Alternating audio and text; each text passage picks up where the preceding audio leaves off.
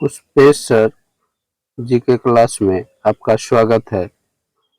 और जो है आज मैं जो है आपको नागरिकता के बारे में बताने जा रहा हूँ, जो संविधान के अनुच्छेद 5 से लेके 11 तक जो है इसकी व्याख्या है नागरिकता के बारे में। और जो है यह भाग 2 में है, संविधान के भाग 2 में। और जो है इसमें जो है नागरिकता का अनुच्छेद जो है, अनुच्छेद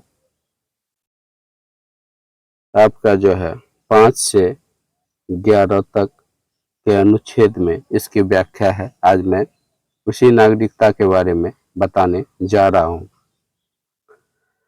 तो देखिए, व्यक्ति और राज्य के बीच कानूनी संबंध को व्याख्यायित करने वाली स्थिति को नागरिकता के रूप में देखा जा सकता है। इसमें देखिए, व्यक्ति तथा राज्य के बीच जो है कानूनी संबंध को व्याख्यायित किया जाता है। और जो है इसके अंतर्गत व्यक्ति अपनी निष्ठा राज्य के प्रति व्यक्त करता है। इसमें व्यक्ति जो है अपनी निष्ठा किसके प्रति व्यक्त करता है? राज्य के प्रति। राज्य के प्रति अपनी निष्ठा को व्यक्त करता है, राज्य के प्रति। और जो है इसके बदले में राज्य व्यक्ति को अपना संरक्षण प्रदान करता है। राज्य व्यक्ति को अपना जो है संरक्षण प्रदान करता है, हर तरह से सुरक्षा देता है। और नागरिकता में जो है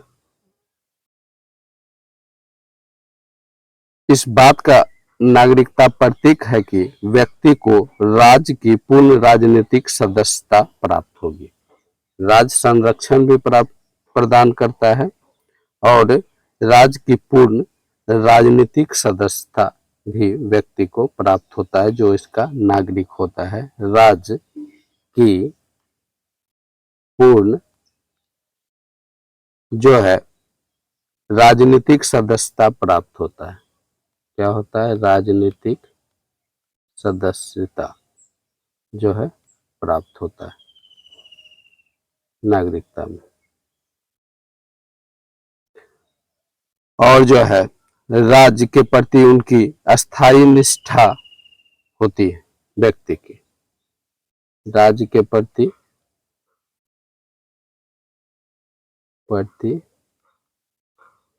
अस्थायी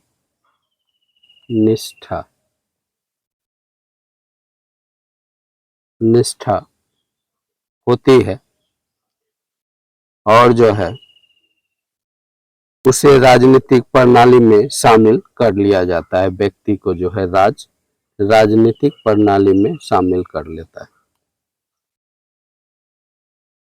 प्रणाली में जो है शामिल कर लेता है। नागरिकता कतिपय दायित्व, अधिकार और कर्तव्य और विशेषाधिकार प्रदान करता है। नागरिकता में दायित्व भी होगा, जिसको नागरिकता प्राप्त होगा उसका दायित्व होगा। और जो है कर्तव्य होगा उसका राज्य के प्रति दायित्व, कर्तव्य। और विशेषाधिकार, इसके बदले उसको जो है विशेषाधिकार भी मिलेगा। विशेष अधिकार राज्य प्रदान करेगा, जो विदेशियों को प्राप्त नहीं होगा।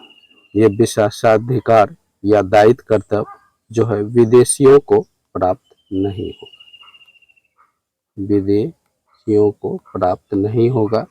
वह सिर्फ यहाँ के नागरिक को प्राप्त होगा। जैसे विशेषाधिकार में देखिए, जैसे मतदान का अधिकार, यह जो है सिर्फ नागरिक को प्राप्त होगा।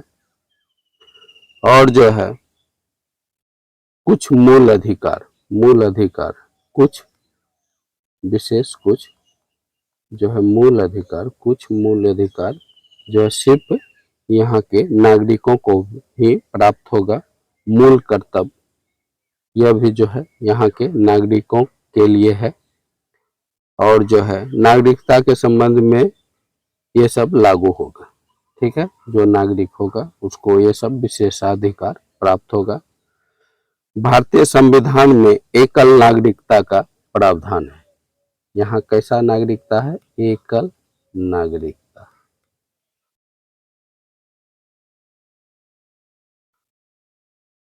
ठीक है, का प्रावधान है। शुरुआती संविधान में एकल नागरिकता का प्रावधान जो है था, लेकिन संशोधन करके आज जो है दोहरी नागरिकता भी प्रदान किया जाता है।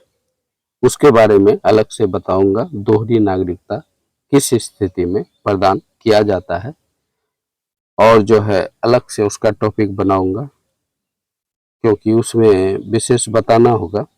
और जो है यह सिलसिलेवार चैप्टर का जो है ढंग से नहीं हो सकेगा।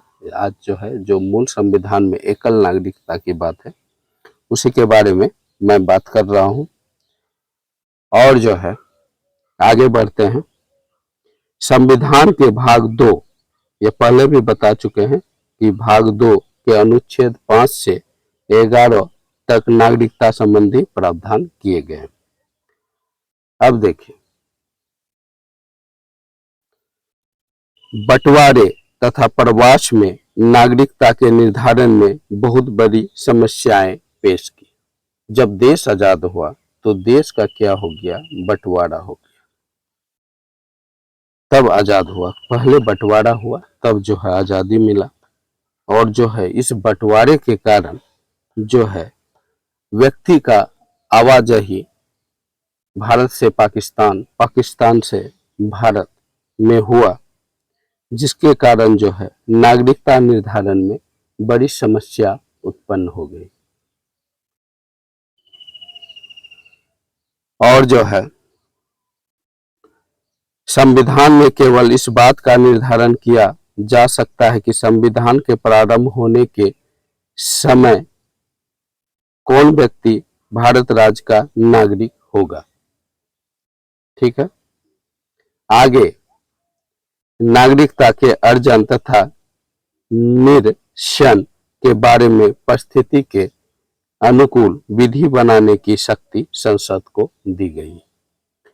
मतलब क्या? संविधान जिस समय लागू हुआ, व्यक्ति यदि भारत में है तो नागरिक हो जाएगा। और जो है संविधान लागू होने के बाद व्यक्ति यदि फिर भारत में आता है या भारत से बाहर जाता है तो वैसी स्थिति में जो है कानून संसद बनाएगी, विशेष कानून। अब देखते हैं, अनुच्छेद 5 से 8 के अंतर्गत प्रत्येक उस व्यक्ति को नागरिकता प्रदान की है जो संविधान के प्रारंभ के समय निम्न में से किसी एक श्रेणी के अंतर्गत आते हैं। तो देखिए, अनुच्छेद कितना है? 5 से 8 में जो है अंतर्गत उस व्यक्ति को नागरिकता प्रदान की जाती है जो संविधान के प्रारंभ के समय निम्न में से किसी एक श्रेणी के अंतर्गत आता था। अब देखिए कौन सब श्रेणी है। प्रथम है अधिवास के आधार पर, अधिवास के आधार पर, आधार पर इसमें देखिए भारत का जो है आदिवासी तथा जिनका भारत में जन्म हुआ हो या उनके माता पिता में से कोई भारत में जन्मा था या संविधान लागू होने से ठीक पूर्व कम से कम 5 वर्ष से अधिक समय तक भारत का निवासी रहा था। अनुच्छेद 5 इस आधार पर जो है भारत की नागरिकता उसको मिलेगी। क्या है कि जन्म हुआ हो व्यक्ति का या माता पिता जो है भारत में जन्मा हो, संविधान लागू होने के ठीक पूर्व कम से कम 5 वर्ष जो है पहले से भारत में रहा हो, उसको अधिवास के आधार पर नागरिकता जो है प्रदान किया जाएगा। अब दूसरा, मूल संविधान की बातें हैं, बाद में कुछ संशोधन भी हुआ, अधिवास का जो है टाइम बढ़ा भी। ठीक, पाकिस्तान से आए व्यक्ति की नागरिकता। अब है कि बहुत सारा व्यक्ति जो है विभाजन के बाद पाकिस्तान से फिर भारत में लौट आया, तो पाकिस्तान से आए व्यक्ति के बारे में क्या प्रावधान है। पाकिस्तान से जो है आए व्यक्ति की नागरिकता देखिए, इसका नागरिकता के संबंध में दूसरा क्या प्रावधान है। जो व्यक्ति पाकिस्तान निवासी 19 जुलाई 1948 के पूर्व, क्या है 19 जुलाई और जो है 1948 के पूर्व या बाद में पाकिस्तान से भारत आया हो, 19 जुलाई 1948 से पूर्व या बाद में जो है भारत आया हो, पाकिस्तान से भारत आया हो, उन्हें कम से कम 6 मास रहने के बाद विहित अधिकारी के समक्ष संविधान लागू होने के पूर्व की निबंधन करा लिया हो तो उसको जो है नागरिकता प्राप्त होगा। अब तीसरा देखिए, पाकिस्तान जाने वाले व्यक्ति की नागरिकता। भारत से कोई व्यक्ति पाकिस्तान चला गया कि वहीं रहेंगे, तो उसकी नागरिकता के संबंध में क्या प्रावधान है। पाकिस्तान जाने वाले व्यक्ति, पहला क्या था पाकिस्तान से आने वाले, यानी कि दूसरा नंबर में, तीसरा है पाकिस्तान को जाने वाले व्यक्ति के संबंध में नागरिकता का क्या प्रावधान है। तो इसमें देखिए, भारत का निवासी जो 1 मार्च और जो है 1947 के बाद पाकिस्तान चला गया हो, ठीक है, बाद में पुनर्वास अनुज्ञा लेकर भारत लौट आया था, उसको जो है नागरिकता मिलेगा। यह तीसरा हुआ। और चौथा में देखिए, विदेशी में रहने वाले भारतीय मूल के व्यक्ति के संबंध में क्या प्रावधान है। विदेश में रहने वाले भारतीय मूल के व्यक्ति के संबंध में प्रावधान देखिए। ऐसे व्यक्ति में से जिनके माता पिता में से कोई या दादा दादी अथवा नाना नानी में कोई भारत में जन्म लिया हो। कौन कौन, माता पिता, दादा दादी, नाना नानी, कोई भारत में जन्म लिया हो, भारत का नागरिक कहलाएगा। अनुच्छेद 8 में इसका प्रावधान है। यह जो है अनुच्छेद 8 में प्रावधान है, वह भारत का नागरिक कहलाएगा। अब देखिए, अनुच्छेद 11 से मिली शक्ति के आधार पर संसद ने संविधान लागू होने के बाद नागरिकता के अर्जन या निशान के संपादन में नागरिकता अधिनियम 1955 पारित किया। पहला नागरिकता अधिनियम था 1955। नागरिकता अधिनियम 1955 के अनुसार भारतीय नागरिकता प्राप्त करने के तरीके, इसी के नागरिकता जो है अधिनियम 1955 के अंतर्गत नागरिकता प्राप्त करने के क्या तरीके हैं, उसके बारे में जानते हैं। तो जन्म से, एक है जन्म से, ठीक है। 26 जनवरी 1950 के बाद भारत भूमि पर जन्मा प्रत्येक व्यक्ति भारत का नागरिक है। यानी कि 26 जनवरी 1950 के बाद भारतीय भूमि पर जन्मा व्यक्ति जो है भारतीय नागरिक है। विदेशी राजनीतिकों के बच्चे शत्रु देशों के बच्चे को छोड़कर, विदेशी राजनीतिक के बच्चे और शत्रु देश के बच्चे को जो है छोड़कर, विदेशी राजनयिक जैसे कि राजदूत का जो है एम्बेसडर का बेटा और जो है यह सब का बेटा नागरिक नहीं होगा, या शत्रु देश का जो है बंदी हो उसका जो है जन्मा बच्चा जो है नागरिक नहीं होगा। और जो है 1986 ईस्वी के संशोधन के बाद ऐसे व्यक्ति तभी भारतीय नागरिक होगा जब उनके माता पिता में कोई भारतीय नागरिक होगा। और फिर नागरिकता में जो है संशोधन हुआ, दूसरा अधिनियम बना 1986 में, तो उसमें दिया है कि उनके माता पिता यदि बच्चे का जो है माता पिता यदि भारतीय नागरिक होगा तो नागरिकता मिल जाएगा। अब देखिए दूसरा इस संदर्भ में है वंश परंपरा द्वारा, वंश परंपरा द्वारा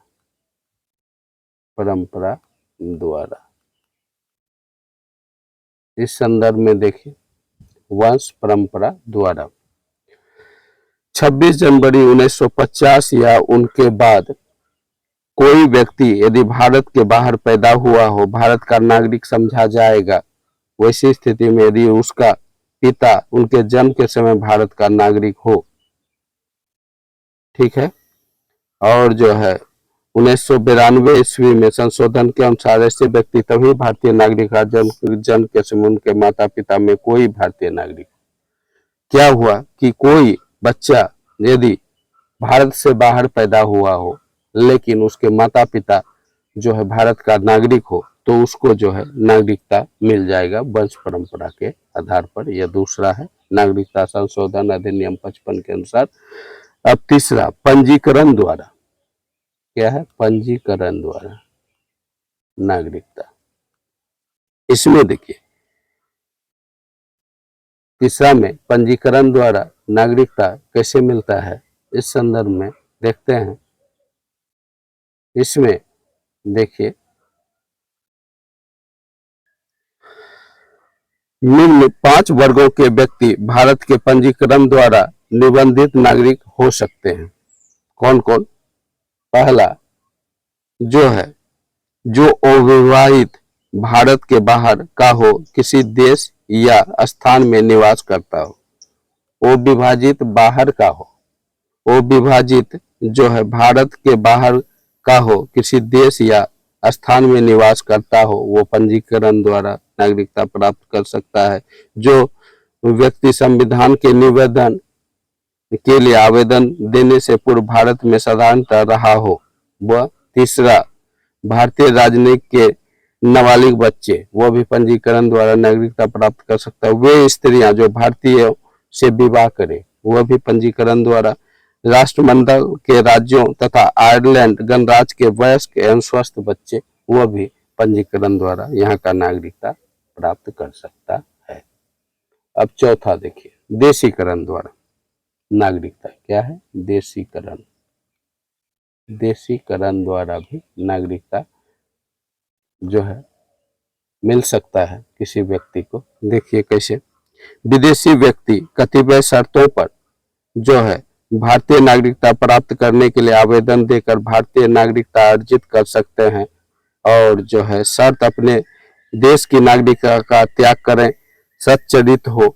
देश की नागरिकता का कोई व्यक्ति त्याग करे, सच्चरित हो, कम से कम 1 वर्ष तक भारत में निवास किया हो, भारतीय संविधान में उल्लिखित किसी भी एक भाषा का ज्ञान हो, भारत के राष्ट्र के प्रति सकारात्मक आस्था हो या देशभक्ति की शपथ हो, तब देशीकरण द्वारा जो है उसको नागरिकता प्रदान किया जा सकता है।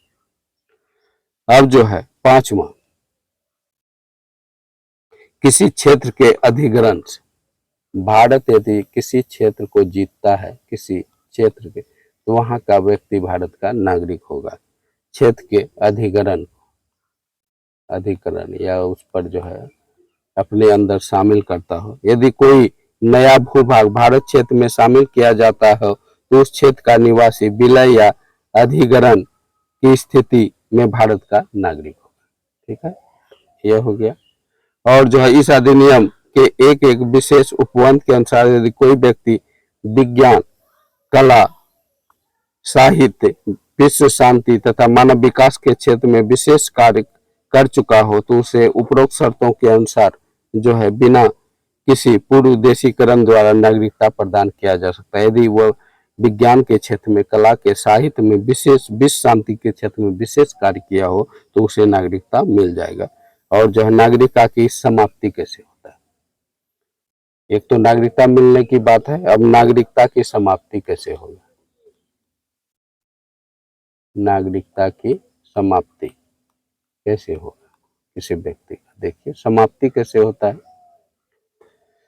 इसमें है स्वेच्छा से, कोई व्यक्ति स्वेच्छा से नागरिकता छोड़ दे।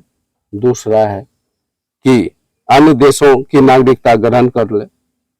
तीसरा है वंचित करने पर प्रपत्र से भारतीय नागरिकता अर्जित करने, भारतीय संविधान का निराधार, देशद्रोह, ये सब मामले में जो है उसका जो है नागरिकता, पागलपन, फकीरी, सन्यास इत्यादि ग्रहण करने पर नागरिकता स्वतः समाप्त हो जाएगी। यह तो नागरिकता के बारे में था, किस तरह से नागरिकता जो है कोई व्यक्ति जो है प्राप्त कर सकता है उसके बारे में मैंने बताया। और जो है दोहरी नागरिकता के बारे में नेक्स्ट वीडियो में कल बताऊंगा।